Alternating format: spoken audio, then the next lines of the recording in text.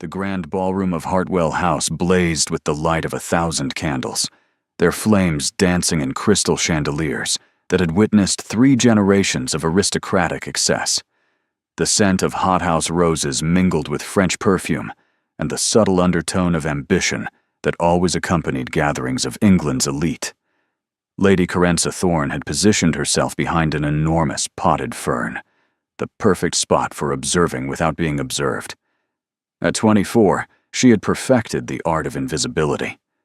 3 years ago, her father's sudden death had revealed the catastrophic state of the family finances, leaving the Thornes teetering on the edge of ruin.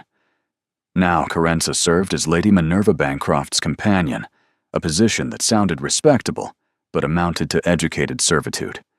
She fetched shawls, read aloud from tedious novels, and attended social functions, where she was expected to be present, but never noticed.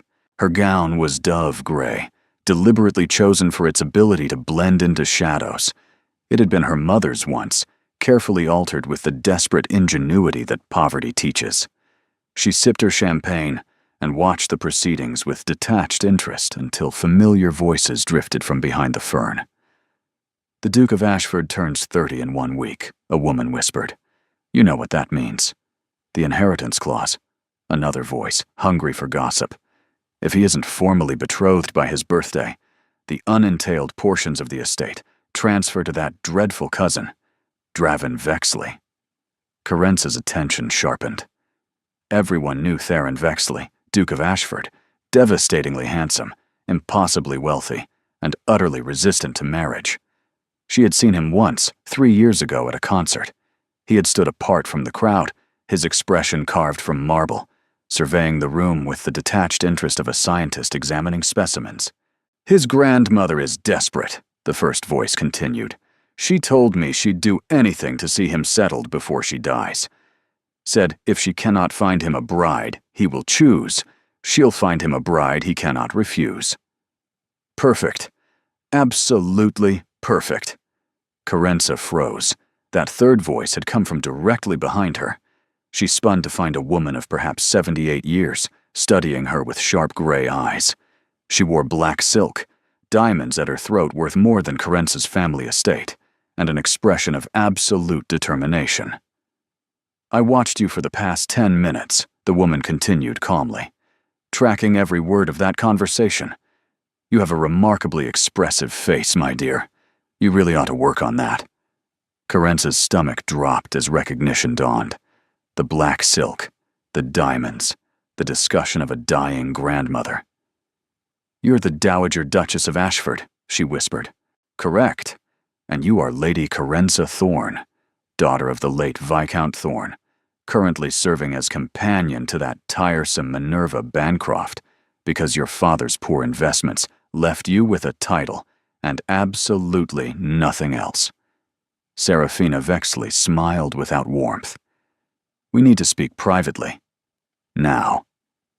Minutes later, Carenza found herself in a small parlor, the door closed firmly behind them like a trap springing shut. "I'll be direct," Serafina said, settling into a chair with regal authority. "You are going to become my grandson's betrothed, starting tomorrow." Carenza stared. "I beg your pardon?" "In exchange, I will restore your family's estate, pay off all remaining debts, and establish a trust, ensuring you never serve as anyone's companion again. You will play the role of devoted fiancé until the inheritance deadline passes. After that, the engagement can be quietly dissolved." "The Duke doesn't know me. We've never even been introduced." "A minor detail. He'll never agree to this. Leave my grandson to me." Serafina pressed a folded document into Carenza's hands. "This is the contract. Read it tonight. My carriage will collect you tomorrow at noon." She moved toward the door, then paused with her hand on the handle. "One way or another, Lady Carenza, your life is about to change." The door opened, the door closed, and Carenza stood alone, clutching a document that promised either salvation or complete destruction, with absolutely no way to tell which. Carenza did not sleep that night. She read the contract 3 times, her hands trembling. The compensation was staggering, enough to restore everything her family had lost. In exchange, she would pretend to be the Duke's fiancée for 6 months to a year. The contract was clear on one alarming point. The Duke had not yet been informed of these arrangements. By morning, she had made her decision. Ashford House stole her breath entirely. Stone facades, soaring columns, gardens visible through wrought iron gates that probably cost more than her family's entire remaining assets. This was what she was pretending to belong to. Serafina received her in an elegant sitting room. "You came. I hoped you would. Now, we must discuss the details before—" The dowager was interrupted mid-sentence by a door slamming somewhere deep in the house. "Grandmother!" The voice was deep, furious, and getting closer. Serafina's expression flickered with something between satisfaction and apprehension. "It appears my grandson has learned of the engagement announcement I made this morning." "You already announced it?" Carence's voice pitched higher. "Without his knowledge? Timing is everything, dear." The sitting room door burst open, and Carence got her first real look at Theron Vexley, Duke of Ashford. He was taller than she remembered, well over 6 feet, with broad shoulders straining his perfectly tailored coat. His dark hair was disheveled, his jaw set with barely contained fury. But it was his eyes that stopped her breath. Steel blue like a winter storm, fixed on his grandmother with an intensity that could have melted iron. "Would you care to explain," he said with deadly calm, "why Mrs. Holbrook just congratulated me on my betrothal? A betrothal I knew nothing about until 10 minutes ago." "I had hoped to discuss this privately before word spread," Serafina replied serenely. "London gossip moves faster than anticipated." His gaze shifted to Carenza, raking over her with thorough assessment. "And who is this?" "Lady Carenza Thorne, your fiancée." The temperature dropped several degrees. "I have never seen this woman before in my life." "That will change shortly." "Did my grandmother offer you money?" Theron demanded, turning to Carenza. She lifted her chin, refusing to be intimidated. "Yes, enough to restore my family's estate. My family has financial difficulties." She proposed a business arrangement. "I pretend to be engaged to you, and in exchange, she provides funds to resolve our debts." Something shifted in his expression. Surprise, perhaps, or reluctant respect. Honest, at least. Most women would pretend to some romantic motive. "I'm not most women, Your Grace, and I have no interest in deceiving you about my reasons." "No, apparently you only have interest in deceiving all of London society." "That was your grandmother's idea," Carenza shot back. "I was simply drinking tea and minding my own business when she dragooned me into this scheme." He laughed, a short, rusty sound that transformed his face entirely. "Backbone. How refreshing." The negotiation that followed was tense, but surprisingly practical. Serafina outlined the inheritance deadline, Draven's threat, the decade of failed matchmaking attempts. "You've rejected every eligible woman in England," Serafina said. "Twice. I'm dying, Theron. I don't have time for gentle encouragement." Finally, he turned to Carenza. "If I agree, I have conditions. You move into this house but stay in the guest wing. We maintain the fiction publicly, but speak honestly in private. And this remains purely a business arrangement. Nothing more." "I want nothing more," Carenza assured him. "Very well." He moved toward the door, then paused. "God help us all." The first weeks passed in unexpected rhythm.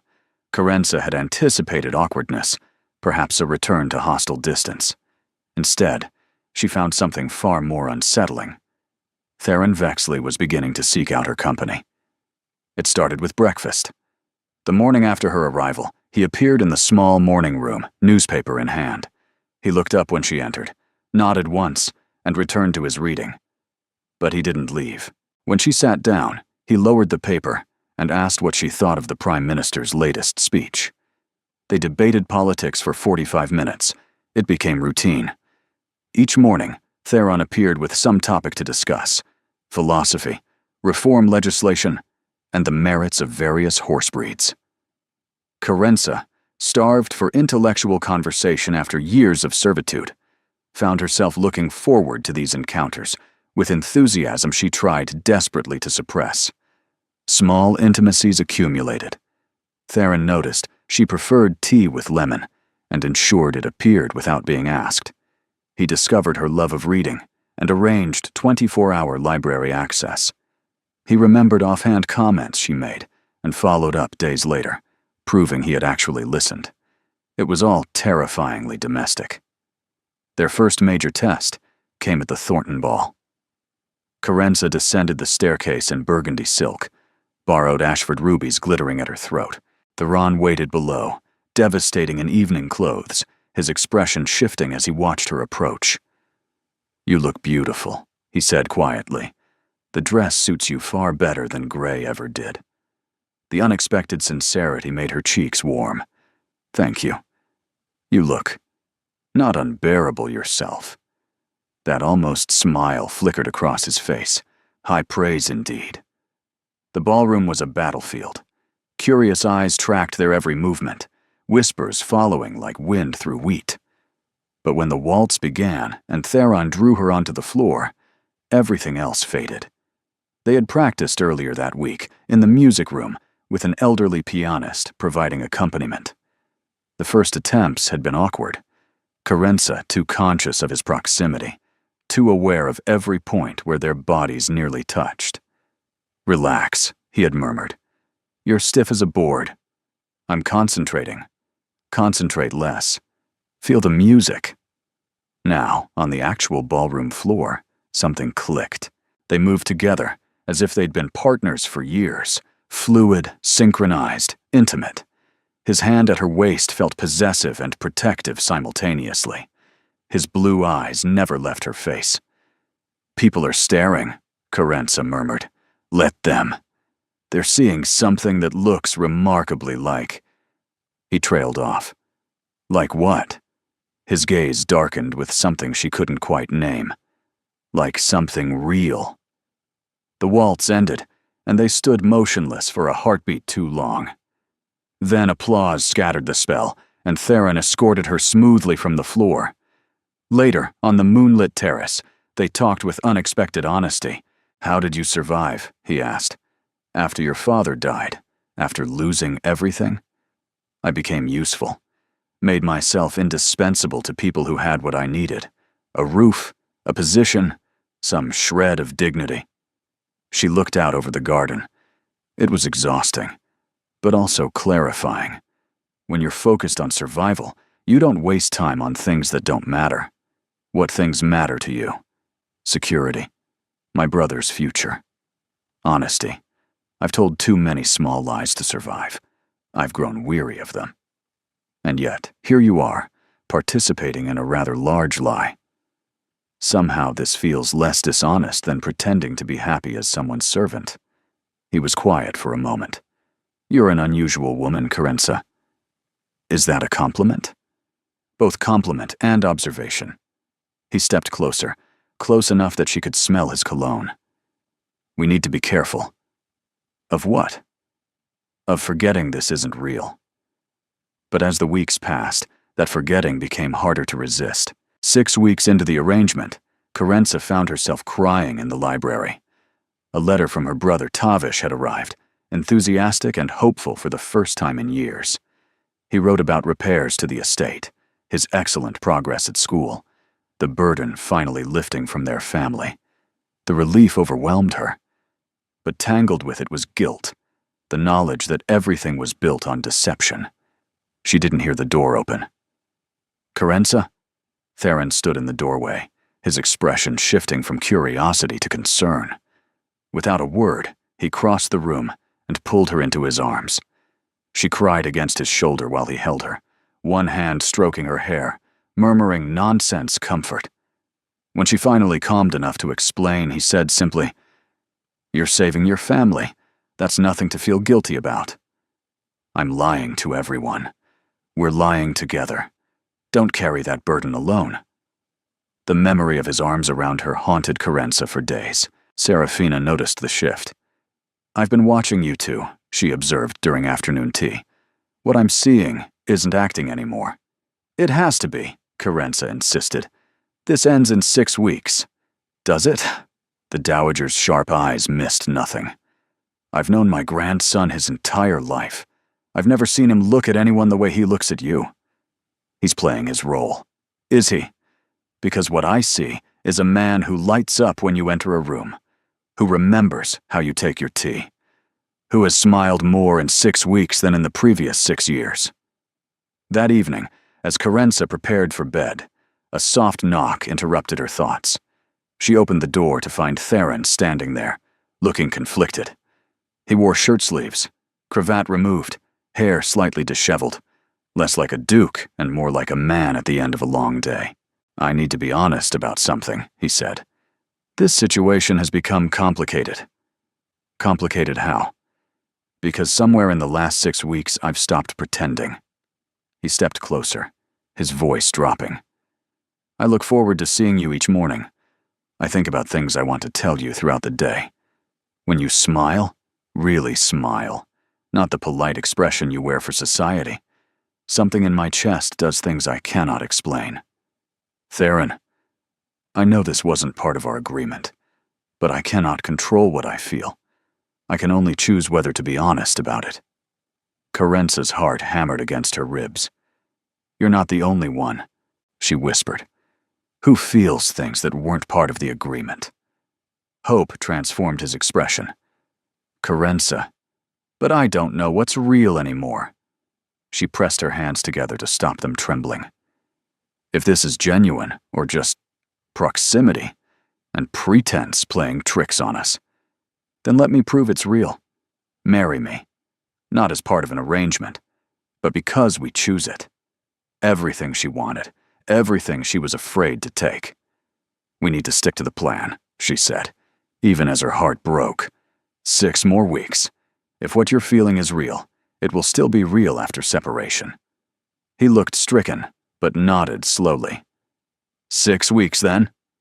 Before either could speak further, rapid footsteps echoed in the hallway. A white-faced footman appeared. "Your Grace." "Lady Kerensa, it's the Dowager Duchess. She's collapsed. The physician says you must come at once." Serafina died 3 days later, with Theron holding her hand, and Kerensa standing vigil at his side. The Dowager's bedchamber was lit by a single lamp, casting long shadows across silk wallpaper. She looked fragile against the mountain of pillows, her breathing shallow, her silver hair spread around her like a halo. In her final lucid hours, she extracted a promise. "Don't let him retreat," she whispered to Kerensa. "When I'm gone, he will try to hide behind his walls again. Don't let him." "I promise. He loves you. He's terrified of the word, but I can see it." Serafina's fading eyes held fierce intensity. "And you love him too." The words hung in the air, undeniable. "Promise me," Serafina repeated. "I promise," Kerensa whispered. After the funeral, Theron retreated into himself completely. He spoke when necessary, performed his duties impeccably, but his eyes were empty.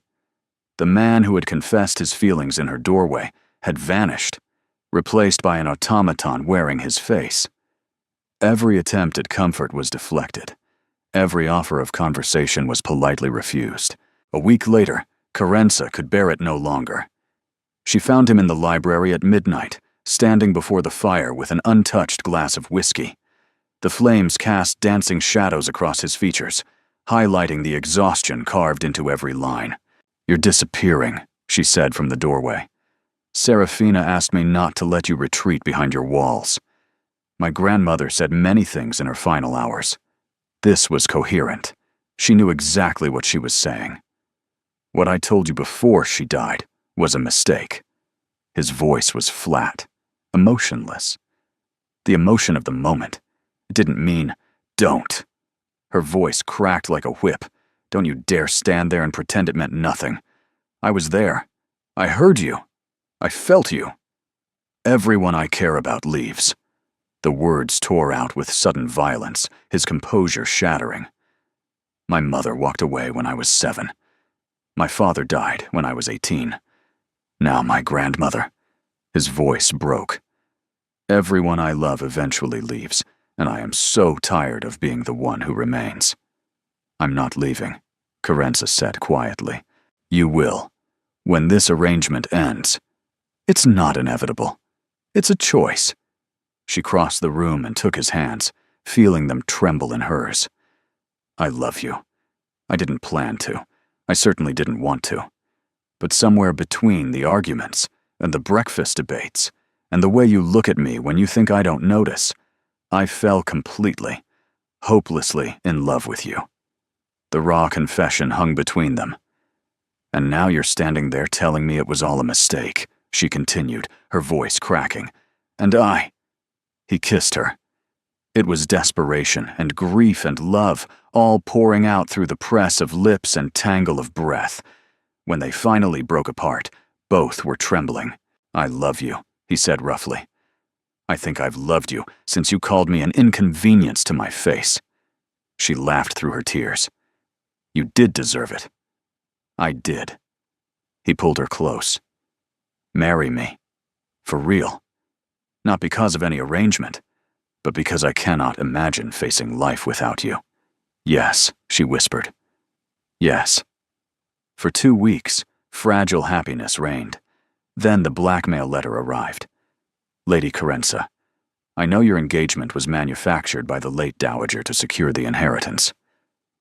Meet me tomorrow at St. James's Park, near the bridge. Come alone. Fail to appear, and every newspaper in London receives documentation of your fraud. Against every instinct screaming otherwise, Kerensa went alone. Draven Vexley was waiting. Soft features, petulant expression, pale eyes lacking Theron's fire. He radiated the entitlement of a man who believed the world owed him everything. £50,000, he demanded, or I expose the whole sordid scheme. He showed her documents, letters attributed to Seraphina, the original contract, financial records, some genuine, some clearly forged, enough to create devastating scandal regardless of truth. 1 week, Draven said, or everything you've built comes crashing down. When Kerensa confessed to Theron that evening, his fury was volcanic, not at her, but at himself for not anticipating this, at Draven for his scheming, at the situation forcing her to face danger alone. You went without telling me, he demanded. Without protection? I was trying to protect you. We're supposed to be partners, he gripped her shoulders. That means facing threats together, not shouldering them alone because you think you're shielding me. Then his expression hardened into something dangerous. We fight back. Within days, Theron's investigators uncovered Draven's secrets. Gambling debts totaling £30,000, a forgery scheme from 3 years prior, a sordid incident with a merchant's daughter that had been covered up through threats. When Draven arrived at Ashford House expecting payment, he found instead a comprehensive file documenting his ruin. You will surrender every piece of documentation, Theron said, his voice ice. You will sign a written confession acknowledging your blackmail attempt. You will leave England within the month and not return for 5 years. And if I refuse? Then I prosecute you for extortion, publish evidence of your forgery conviction, and ensure the merchant's family finally gets justice. Theron leaned forward.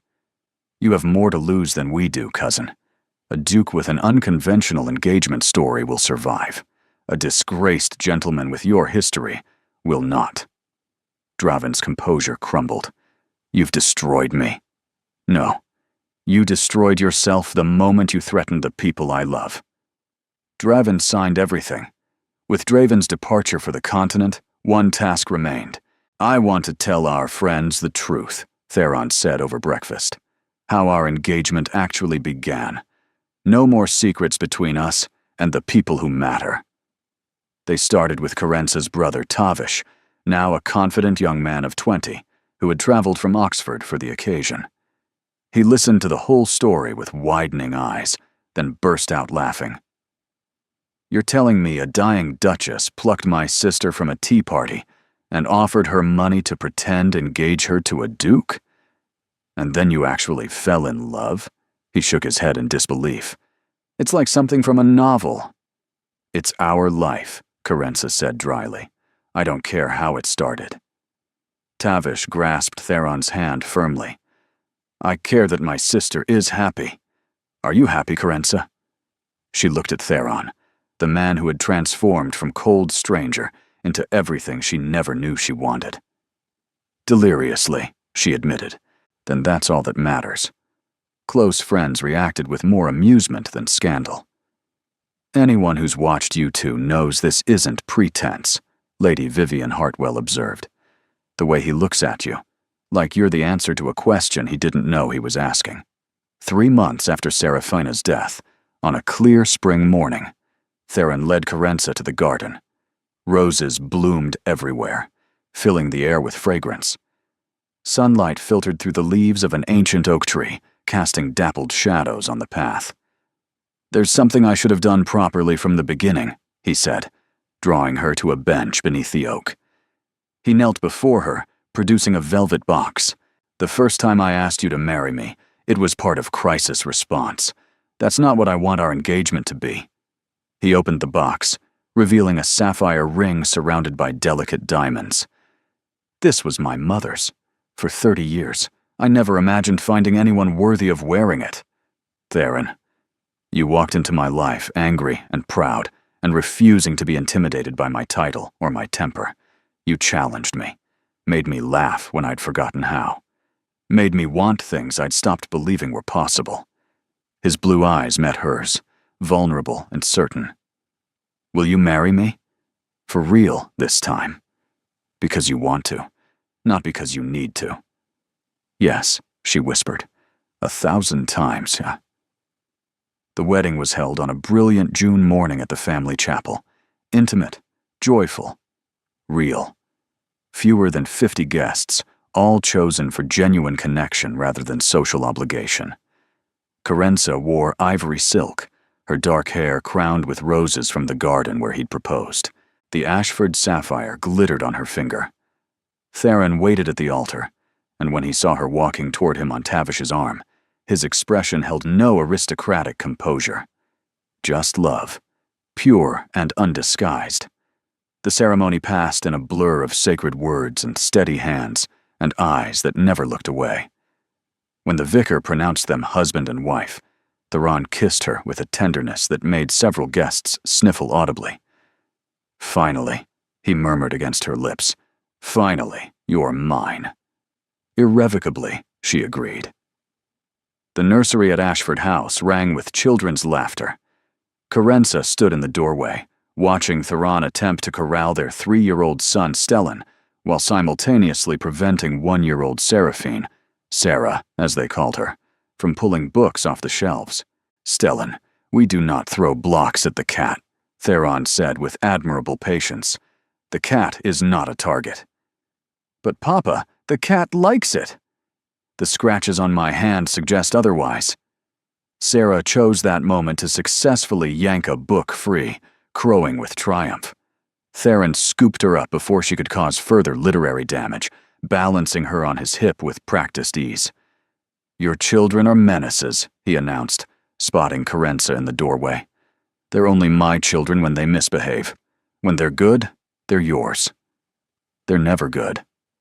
Then I suppose they're mine. She crossed the room to kiss him, Stellan immediately clamoring to be included. They set off for the village that afternoon, Tavish, now a confident young man of 24 who visited often, helping wrangle the children. Stellan raced ahead, Sarah toddled determinedly after him, and Kerensa walked arm in arm with Theron, marveling at how natural this all felt. I found something yesterday, Theron said as they paused beneath an ancient elm tree. A letter my grandmother never sent. He produced a folded paper, and Kerensa recognized Serafina's elegant handwriting. My dearest Theron, if you're reading this, I am gone, and you've either thrown yourself into grief or found the happiness I spent my final months trying to ensure. I found Lady Kerensa because I was looking for someone who would not give up on you. Someone strong enough to match your stubbornness, smart enough to challenge your intellect, and brave enough to love you despite your walls. Was it manipulation? Yes. Do I apologize? No. You are my grandson. I would have committed far worse sins to see you happy. Whatever joy you find with Lady Kerensa, and I believe you will find joy, I believe she is everything you need.